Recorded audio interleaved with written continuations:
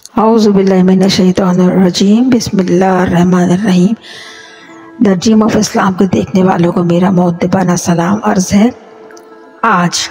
آج کعبۃ اللہ بیت اللہ شریف سے جڑی ایک معلوماتی ویڈیو لے کر حاضر خدمت ہوں، جو دنیا کے تمام مسلمانوں کی عبادت کا مرکز ہے اور مسلمانوں کا محبوب ترین اور مقدس ترین اور مقرب ترین مقام ہے۔ خانہ کعبہ کی تعمیر کی تاریخ 4 سے 5,000 سال پرانی ہے، جسے حضرت ابراہیم علیہ السلام نے فرشتوں کے ہمراہ تعمیر فرمایا اور اسے بیت اللہ کا نام دیا۔ یہ ایک مستطیل نما عمارت ایک کمرے پر مشتمل بنا چھت کے عمارت تھی، جس کے دونوں طرف دروازے تھے اور جو سطح زمین کے بالکل برابر تھے۔ اس وقت اس میں سے ہر خاص و عام کو گزرنے کی اجازت تھی، کیونکہ اس ٹائم پہ ہر کوئی اپنے خانہ کعبہ کو اپنے مذہبی عبادت گاہ کے طور پر استعمال کرتا تھا۔ اس وقت خانہ کعبہ کی تعمیر کو 5 پہاڑوں کے پتھروں سے استعمال کیے ہوئے پتھر نصب کیے گئے، جبکہ ان کی بنیادوں میں آج بھی وہی پتھر نصب ہیں جو حضرت اسماعیل علیہ السلام نے رکھے تھے۔ بیت اللہ شریف کے 4 کونے یعنی 4 رکن ہیں۔ پہلا رکن شامی، دوسرا رکن عراقی، دوسرا حجر اسود اور چوتھا کونا رکن یمانی۔ یہ خانہ رکن یمانی خانہ کعبہ کے جنوبی حصے میں واقع ہے۔ اگر اس کونے کو غور سے دیکھا جائے تو اس کونے میں دراڑیں پڑی ہوئی ہیں، جبکہ پورا کعبہ سیاہ پتھر سے ڈھکا ہوا ہے، مگر رکن یمانی میں پڑی ان دراڑوں کو اسٹیل کے کیلوں سے کیوں جوڑا گیا ہے؟ اور گمان یہ ہوتا ہے کہ یہ کونا مرمت کے باوجود بار بار پھٹ گیا ہوگا اور اس کی بار بار مرمت کی جاتی رہی ہوگی۔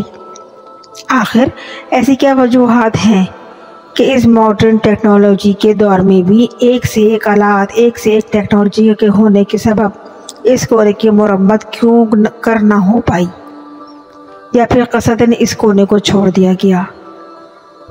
ویڈیو کو آگے بڑھنے سے پہلے میری ویڈیو کو لائک، سبسکرائب اور شیئر بھی ضرور کیجیے، حوصلہ افزائی کی متمنی رہوں گی، شکریہ۔ رکن یمانی، آخر کوئی تو ایسی وجہ ہے کہ پوری دنیا کی طاقتیں ٹیکنالوجی اور ان دروازوں کو بھرنے میں ناکام رہی ہے۔ آئیے ان دراڑوں سے متعلق کچھ اپنی ویڈیو کا آغاز کرتے ہیں، ان 2 روایات سے خاص طور پہ جو اس رکن یمانی سے منسوب ہیں اور جن میں ان دراڑوں کی وجوہات بیان کی گئی ہیں۔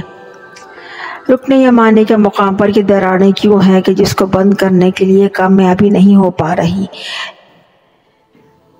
رکن یمانی خانہ کعبہ کا جنوبی کونا ہے۔ اس کونے کی سمت یمن کی طرف ہے، اس لیے اس کا نام رکن یمانی یعنی یمن سے پڑ گیا۔ یاد رہے کہ حجر اسود کی طرح رکن یمانی بھی اصطلاح میں مستجابات کا طواف میں سے ایک مستجاب طواف کا حصہ ہے، یعنی رکن یمانی کی حد تک استلام سے مراد یہ ہے کہ اپنے دونوں ہاتھوں کی ہتھیلی سے یا پھر دائیں ہاتھ کی ہتھیلی سے رکن یمانی کو مسح کرے اور ہجوم کے ہو تو اشارے سے اس کا مسح کریں، یہ جس طرح ہم حجر اسود کا مسح کرتے ہیں۔ 1996 یعنی 1996 تک خانہ کعبہ کی تزئین و تعمیر نو کی گئی، مگر کیا وجوہات تھی کہ اس کونے کو چھوڑ دیا گیا؟ یا پھر اس کونے کو بند کرنے کی کوشش تو کی گئی مگر یہ کوشش ناکام ہوتی گئی، مگر کیوں؟ اس کونے کی مرمت میں دیوار میں کسی مٹیریل نہیں بلکہ اسٹیل کی بڑی بڑی کیلوں سے اس کونے کو جوڑنے کی کوشش کر کے ٹھونک دی گئی ہے نا حیرت کی بات کہ اس جدید دور میں بھی خانہ کعبہ کے تزئین نو اور تعمیر میں جدید ترین ٹیکنالوجیز، مشینریز اور دیگر چیزوں کے تحت کی گئی، مگر اس کونے کو وہی شکل دے دی گئی، نہ کوئی ٹیکنیک استعمال کی گئی اور نہ ہی کوئی ٹیکنیک کام آئی۔ مگر ایسا کیوں کرنا ہو سکا؟ آخر اللہ تبارک تعالیٰ اس مبارک گھر کو کیا راز پوشیدہ کر کے رکھے ہوئے ہیں اور یہ کونا مرمت کیوں نہیں کیا جا سکا یا ہو نہ پایا؟ اور لاکھ بار یہ دراڑ हटाने की, ढकाने की, छुपाने की कोशिश की गई, लेकिन ये दरारें ना छुप पाईं, ना ढक पाईं और ना ही कवर हो पाईं। आखिर क्यों? रुकन यमानी के बारे में इरशाद नबी सल्लल्लाहु अलैहि वसल्लम है कि रुकन यमानी जन्नत का दरवाज़ा है। रुकन यमानी और हजर अस्वद दोनों जन्नत के दरवाज़े हैं।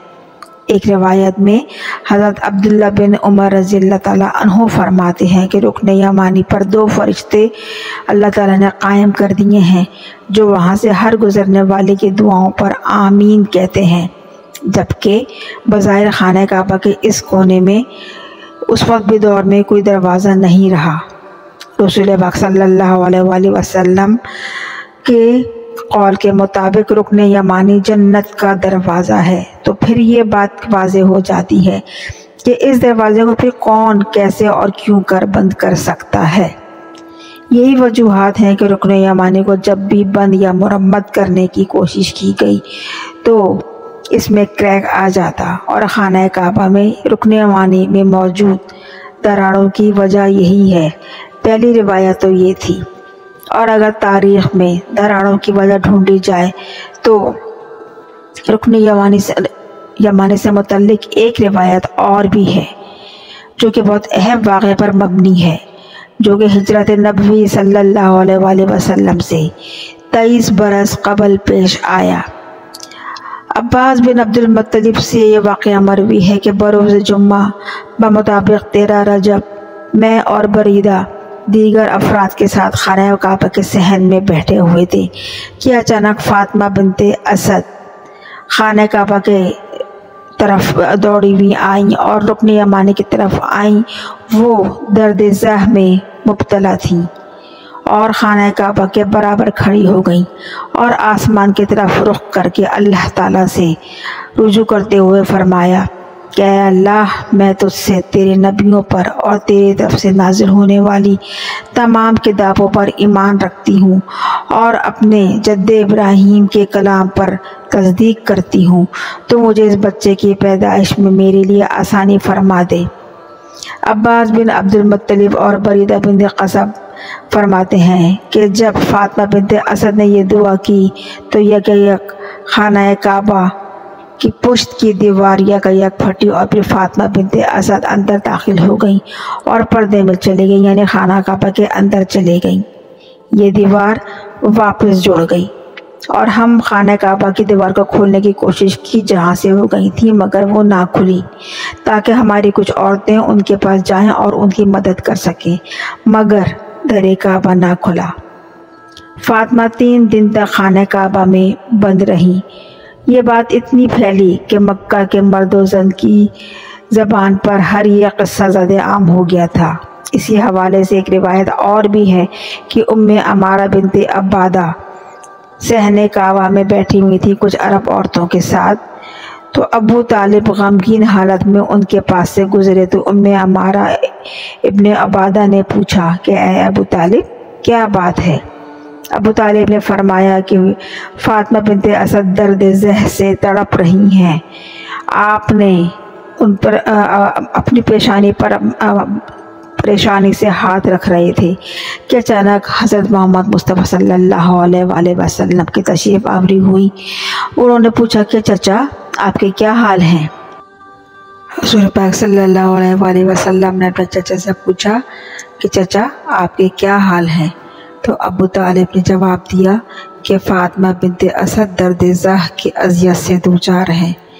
आप सल्लल्लाहु अलैहि वसल्लम ने अबू तालिब का हाथ पकड़ा और फ़ातिमा बिनते असद की जानिब गए और फ़ातिमा बिनते असद का हाथ पकड़कर खाने काबा के अंदर ले जाकर उनको एक कोने में बिठा दिया। फिर फ़ातिमा बिनते असद ने एक बच्चे को जन्म दिया। अबू तालिब ने उस बच्चे का नाम अली रखा और माँ बच्चे को लेकर फिर घर आ गए।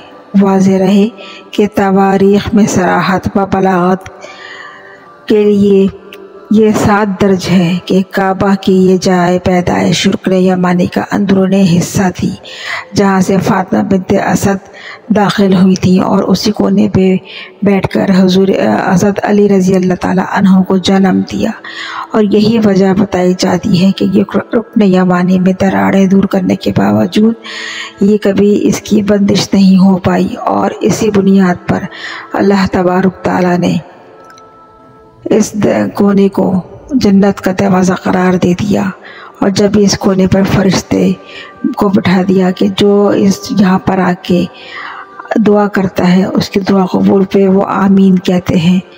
بے شک اللہ تبارک تعالیٰ کی حکمت اللہ جانے، اور بہرحال ان دراڑوں کے پیچھے مزید کیا راز پوشیدہ ہے یہ اللہ سے بہتر کوئی نہیں جان سکتا۔ دنیا میں ایسے بہت سے معجزاتی اور کراماتی پہلو ہیں جو آج تک حضرت انسانی نے پردہ نہ اٹھا پایا اور نہ اٹھا پائے گا، کیونکہ یہ کچھ ایسے پوشیدہ راز ہیں جو اللہ نے اپنے حد تک رکھے ہوئے ہیں۔ بے شک اللہ بڑا غفور الرحیم ہے۔ یہ تھی میری ناقص سے معلومات۔ اگر ویڈیو پسند آئے تو لائک کیجیے، اگر نہیں آئے پھر بھی لائک کیجیے گا، مجھے حوصلہ افزائی کی بہت ضرورت ہے۔ شکریہ، جزاک اللہ۔